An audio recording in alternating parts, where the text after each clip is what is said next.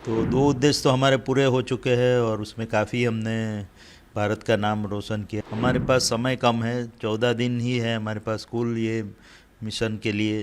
तो अभी 4 दिन तो पूरे हो चुके हैं, तो बाकी के 10 दिनों में हम जितने से जितना कार्य कर पाए, एक्सपेरिमेंट कर पाए, उसके शोध कर पाए, तो वो बहुत ही महत्वपूर्ण है। रेस अगेंस्ट टाइम उस तरह से है कि हम हमारा ये जो दौड़ लगा रहे हैं हम समय के खिलाफ, क्योंकि 10 दिन में हमको जितना हो सके उतना काम करना है। जो हमारा विजिबिलिटी का इश्यू आ रहा है तो उसको कैसे पार किया जाए, उसकी तरीके निकाल रहे हैं हम, जिससे ज़्यादा से ज़्यादा मूवमेंट कर पाए। जैसा कि आपको पता ही है कि 23 अगस्त को हम successful and secured soft landing कर पाए, और पूरी दुनिया ने और पूरे देश ने और आदरणीय प्रधानमंत्री जी भी सब साइंटिस्ट को मिलने पर कल आए थे, तो उन्होंने भी काफ़ी सराहना की सबकी, और ख़ास करके हमारे वैज्ञानिकों की और इसरो के इस अचीवमेंट की, भारत के इस अचीवमेंट की, कि दुनिया भर में भारत का नाम ऊंचा हुआ है।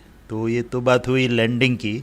उसके बाद अभी रियल वर्क शुरू होता है कि लैंडिंग तो एक बात है, उसके बाद रोवर का मूवमेंट कराना, वो दूसरी जो उद्देश्य था वो भी परिपूर्ण हुआ। तो इस तरह से जो ये मिशन के जो 3 मुख्य उद्देश्य थे, उसमें एक तो सॉफ्ट लैंडिंग, दूसरा रोवर को नीचे उतार के उसका मूवमेंट कराना, और तीसरा है जो अलग अलग एक्सपेरिमेंट, जो पेलोड रखे हमने उसके एक्सपेरिमेंट करना, उससे साइंस डेटा लेना। तो दो उद्देश्य तो हमारे पूरे हो चुके हैं और उसमें काफ़ी हमने भारत का नाम रोशन किया। और अभी जो तीसरा उद्देश्य है उसके लिए काम चल रहा है इसरो के द्वारा, इसरो के साइंटिस्टों के द्वारा और वैज्ञानिकों के द्वारा खास करके। और उसमें हमारा अभी जो मुख्य उद्देश्य है वो है रोवर का जितना हो सके चंद्रमा की सरफेस पे, सतह पे, ज़मीन पे उसका मूवमेंट कराना, उसको घुमाना, जिससे अलग अलग जगह से हम एक्सपेरिमेंट कर पाए और उसका डेटा कलेक्ट कर पाए। तो जो मुख्य उद्देश्य है कि जितना हो सके उतने एक्सपेरिमेंट करें और उसका डेटा हम पा सके इधर पृथ्वी पे, जितना हो सके उतना। तो और क्योंकि आपको पता ही है कि हमारे पास समय कम है, 14 दिन ही है हमारे पास कुल ये मिशन के लिए।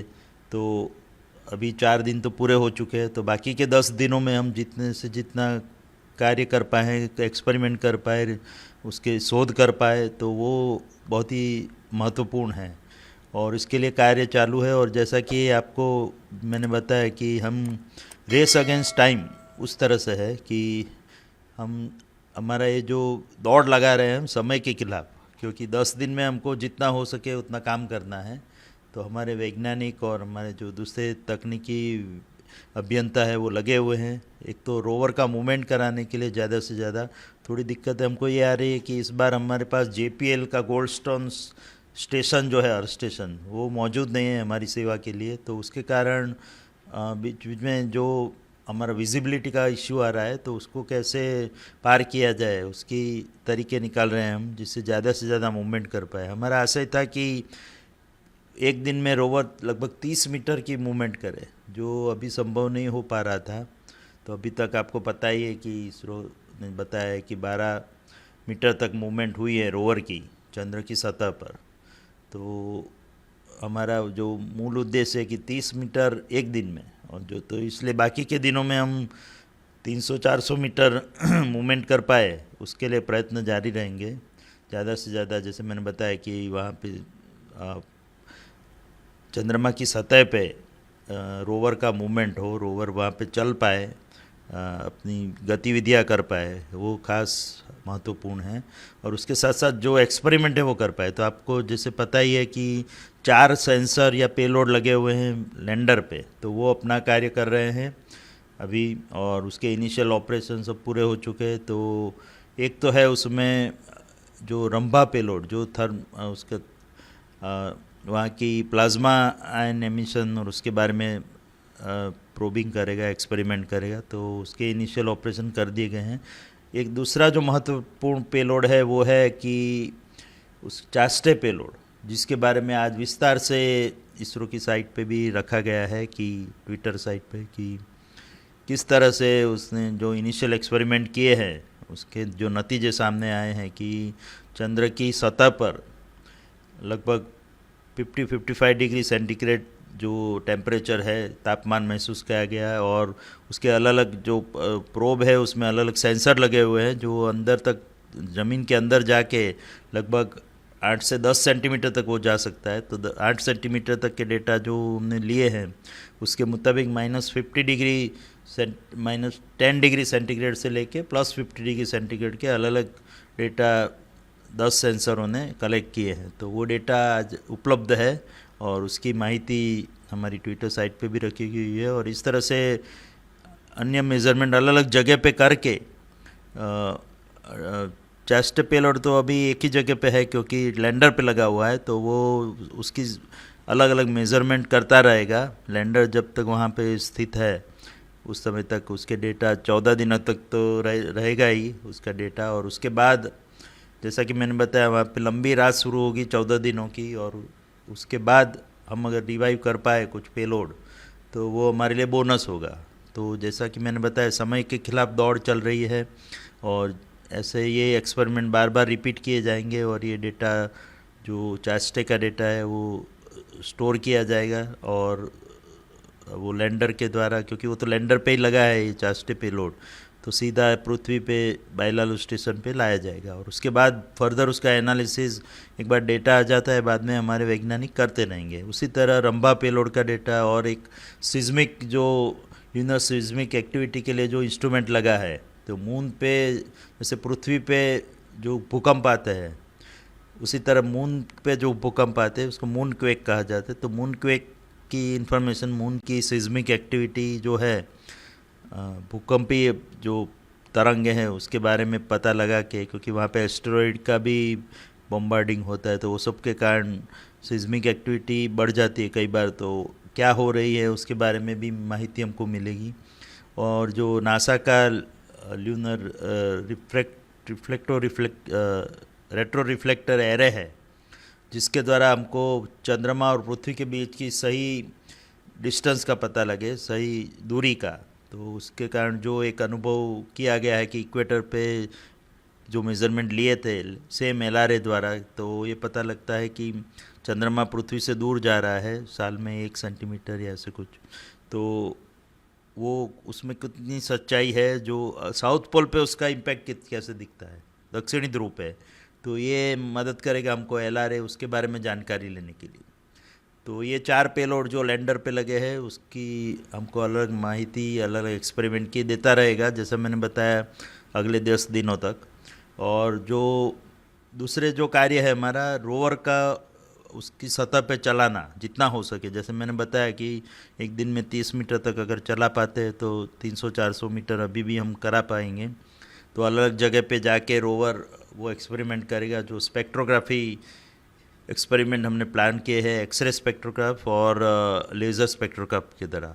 तो वो एक्सपेरिमेंट चालू हो गए हैं और उसके द्वारा हमको वहाँ की ज़मीन की सतह पे जो ज़मीन है, सॉइल है, जो उसकी बारे में माहिती मिलती रहेगी, उसके केमिकल कॉम्पोजिशन और उसका एलिमेंटल कॉन्फ़िगरेशन, क्या क्या तत्व है वहाँ पे, मिनरल्स क्या क्या है। और एक खासकर रोवर जहाँ भी मूवमेंट करेगा, खासकर क्रेटर के आजू बाजू पे फ्रोज़न आइस की संभावना वैज्ञानिकों ने जताई थी। तो पहले जो हमको हाइड्रोक्सिल मॉलिक्यूल मिला था ऑर्बिटर के द्वारा, तो आज तक जो भी एक्सपेरिमेंट हुए हैं और वो जब जो भी डेटा हमने कलेक्ट किया वो रिमोट सेंसिंग इंस्ट्रूमेंट के द्वारा हुआ है, क्योंकि ऑर्बिटर के जो घूम रहा है चंद्र की सतह के ऊपर 100 किलोमीटर पे, उसमें जो इंस्ट्रूमेंट लगे हैं उसके द्वारा अलग अलग सेंसर से जो माहिती मिलती है उससे रिमोट सेंसिंग से वो माहिती मिलती है कि क्या है वहाँ पे। तो जैसे कि चंद्रयान 1 पे M3 जो सेंसर था स्पेक्ट्रोमीटर, उससे पता लगा कि मून मिनरल मैपर M3 इसलिए कहा जाता है उसको, तो कि वहाँ पे हाइड्रोक्सिल मॉलिक्यूल की खोज हुई थी पहली बार जब पता लगा था। और उसके बाद हमको ये पता लगाना कि और भी उसको कोरोबरेट किया था हमारे DFSAR जो ड्यूअल फ्रीक्वेंसी रडार था चंद्रयान 2 में। तो इस तरह से अभी कुछ अगर क्रेटर के आजू बाजू और कहीं भी हाइड्रोक्सिल मॉलिक्यूल या फ्रोज़न वाटर, फ्रोज़न आइस से कुछ और ज़्यादा खोज मिलती है, पानी के बारे में जानकारी, तो वो उसकी और सबका ध्यान रहेगा। तो ये एक्सपेरिमेंट इसलिए काफ़ी महत्वपूर्ण है, लेज़र के द्वारा या एक्स स्पेक्ट्रोग्राफी के द्वारा जो 2 सेंसर लगे रोवर पे, इसलिए रोवर को अलग अलग जगह पे घुमा के जितनी हो सके उतने डेटा कलेक्ट करें हम। जो मैंने बताया कि समय के विरुद्ध दौड़ हम कर रहे हैं 10 दिनों में, और बाद में अगर वो चालू हो पाता है, रिवाइव हो पाता है लंबी जो कठिन रात्रि के बाद, जबकि टेम्परेचर -120 से -150 डिग्री सेंटीग्रेड तक जाएगा, उसमें ऐसी संभावना है कि इलेक्ट्रॉनिक्स में मुसीबतें आ सकती है वापस रिवाइव होने में, शोल्डर जॉइंट्स और अलग अलग जो तकनीकी मुद्दे हैं उसको कैसे हम ओवरकम कर पाएंगे। तो अभी कुछ कह नहीं सकते, वो करने पे ही पता लगेगा कि कितना हम सक्सेसफुल होते हैं, सफल हो पाते हैं। तो इस तरह से अभी सभी एक्सपेरिमेंट चल रहे हैं। जैसे कि मैंने बताया, दोनों रोवर पेलोड कार्यरत है अपना अपना डेटा कलेक्ट करने में, और कुछ दिक्कतें जो हमको विजिबिलिटी के कारण आ रही है उसका सामना करते हुए, उसका सॉल्यूशन निकालते हुए हम प्रयत्न कर रहे हैं कि ज़्यादा से ज़्यादा डेटा पृथ्वी पे लाया जाए एक्सपेरिमेंट के द्वारा। तो 4 जो लैंडर के जो इंस्ट्रूमेंट है वो, और 2 रोवर के जो इंस्ट्रूमेंट है, और रोवर का मूवमेंट कराने में एक तो हमको बहुत ही केयरफुल रहना पड़ता है, बहुत ही सटीक तरीके से करना पड़ता है, क्योंकि कहीं पे अगर लुढ़क गया रोवर और क्रेटर के अंदर गिर सकता है। वो संभावनाएं एलिमिनेट करने के लिए उसके आगे जो 2 नेवकैम लगे हैं उसके द्वारा, नेविगेशन कैमरा, उसके द्वारा इमेज लेके पहले पृथ्वी पे उसको भेजा जाता है, प्रोसेस किया जाता है, और उसके बाद हम यहाँ से कमांड देते हैं उसकी मूवमेंट के लिए। तो एक बारी में हम 5 मीटर तक मूवमेंट कर पाते हैं रोवर का। तो ऐसे उसको 5-6 बार चलाए तो 25-30 मीटर दिन की एक बार में मूवमेंट कर पाएँ, और ऐसे बाकी 10 दिनों में लगभग 300-400 मीटर घुमा पाए, तो हमारा ये मिशन बहुत ही सार्थक रहेगा। ये कोशिशें सब कर रहे हैं हम कि कितनी ज़्यादा से ज़्यादा रोवर की मूवमेंट हो, जिसके कारण हमको, जैसा कि मैंने बताया, जितना डेटा कलेक्ट हो पाए। ये 10 दिन तो हमारे पास है ही, उसके बाद की रात्रि के बाद जो अन्य डेटा भी अगर नसीब हमारा सही काम कर रहा है तो, और रिवाइव करके हम कर पाएंगे, तो वो हमारा बोनस डेटा रहेगा। तो इस तरह से प्रयत्न सब हो रहे हैं और अच्छी तरह से सब इंस्ट्रूमेंट कार्य कर रहे हैं। और ये अभी तक का, आज तक का जो लेटेस्ट इन्फॉर्मेशन है इस प्रकार से है, और हम आशा करते हैं कि इस तरह से ही सब इंस्ट्रूमेंट अच्छी तरह कार्य करे तो हमको जितना अधिक से अधिक डेटा मिल पाए साउथ पोल का, दक्षिणी ध्रुव का, जो आज तक कभी भी इन सिटू ऐसे एक्सपेरिमेंट नहीं हुए। अभी तक जो भी डेटा कलेक्ट हुआ है वो रिमोट सेंसिंग इंस्ट्रूमेंट द्वारा ही हुआ है, चंद्र के ऊपर अलग अलग मिशनों से। तो ये पहली बार इन सिटू डेटा एक्सपेरिमेंट, इन सिटू डेटा कलेक्शन एक्सपेरिमेंट्स और अन्य जो प्रवृत्ति हम कर रहे हैं, और ये इसका तीसरा मुख्य उद्देश्य है हमारे मिशन का, सॉफ्ट लैंडिंग और रोवर मूवमेंट के बाद, कि ज़्यादा से ज़्यादा एक्सपेरिमेंट चंद्र की सतह पे किए जाए। तो वो कार्य चालू है। अमर उजाला अब आपके टीवी पर भी। अपने स्मार्ट टीवी पर YouTube पर सर्च करें अमर उजाला, चैनल सब्सक्राइब करें और देखें ताज़ा खबरें, वो भी HD क्वालिटी में। और हाँ, बेल आइकन दबाना ना भूलें ताकि हर खबर हो आपके घर। अमर उजाला, निष्पक्ष, निर्भीक, निरंतर।